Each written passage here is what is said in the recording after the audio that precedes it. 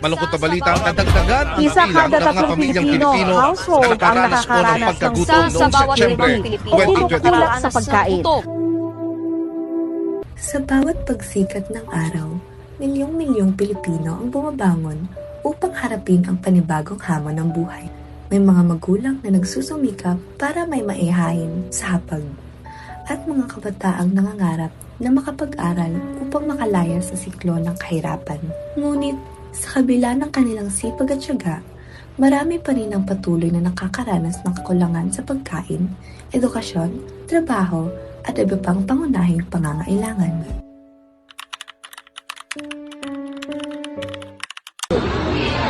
Sa iba't ibang panig ng Pilipinas, maraming pamilya nagsisikap araw-araw upang matugunan ang kanilang pangunahing pangangailangan.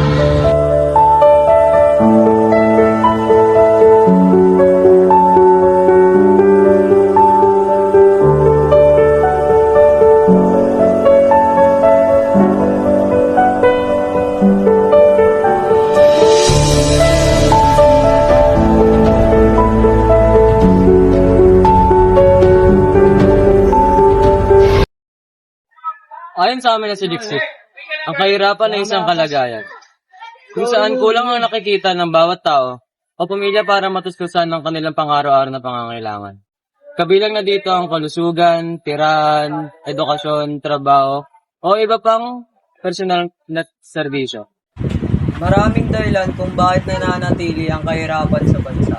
Kabilang dito ang kakulangan ng trabaho, mababang kita, patuloy na pagtaas ng presyo ng mga bilihin, at limitadong pagkakataong makapag-aral. Dahil dito, nahihirapan ang maraming pamilya na mapabuti ang kanilang pamumuhay.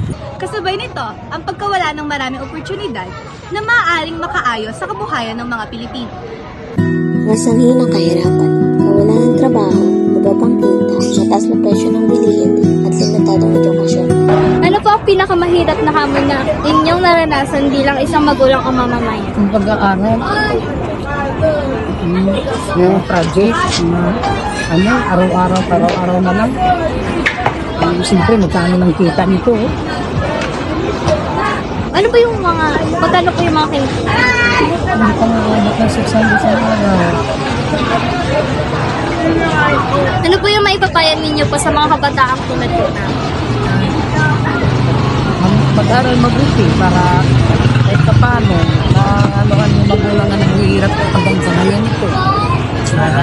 Mag-aral mabuti, wag mo na mag-asawa kasi mahirap ang buhay niyo.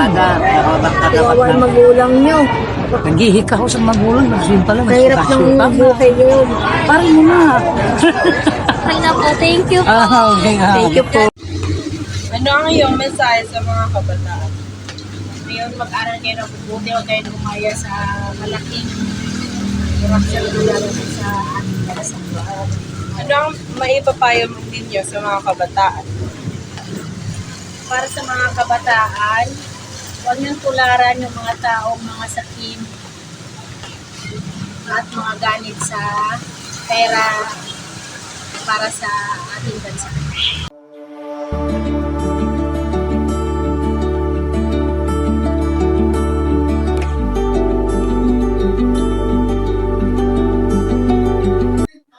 Sa ating pagbisita sa komunidad, makikita natin ang sipag at tiyaga ng mga mamamayan. Marami ang sumikap, may taguyod ang kanilang pamilya sa iba't ibang paraan sa kabila ng kahirap. Sa bawat maliit na negosyo at sa araw-araw na pagtatrabaho, makikita sa kanila ang pag-asang magkakaroon sila ng maganda at maginhawang pamumuhay. Batay sa aming akap na impormasyon, malinaw na ang kahirapan ay hindi lamang tungkol sa pagkakulang ng kita. Isa rin itong may kaugnayan sa edukasyon, trabaho at iba pang oportunidad. Kung walang sapat na suporta at pagkakataon, patuloy na mahihirapang makaahon ng maraming pamilya. Mahalaga ang sama-samang pagkilos upang mabigyan sila ng mas magandang kinabukasan. Sa aming isinagawang pag-aaral pagmamasid sa komunidad, napansin naming hindi lamang kakulangan sa pera ang dulot ng kahirapan. Maraming kabataan ang nahihirapang makapag-aral, may ilan ding napipilitang huminto sa pag-aaral upang makatulong sa kanilang pamilya o magulang.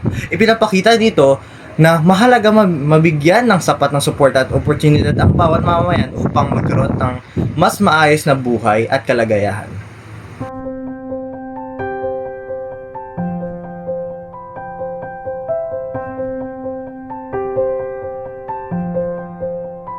Ang kahirapan ay hindi lamang kinakarap ng isang tao. Kailangan ito pagtulungan ng pamahalaan, pribadong sektor, paaralan at pati na rin ang mamamayang Pilipino upang masigurado ang pangmatagalang pagbabago. Hindi man namin agad mababago ang buong kalagayan ng bansa, ngunit naniniwala kaming nagsisimula ito sa maliliit na hakbang.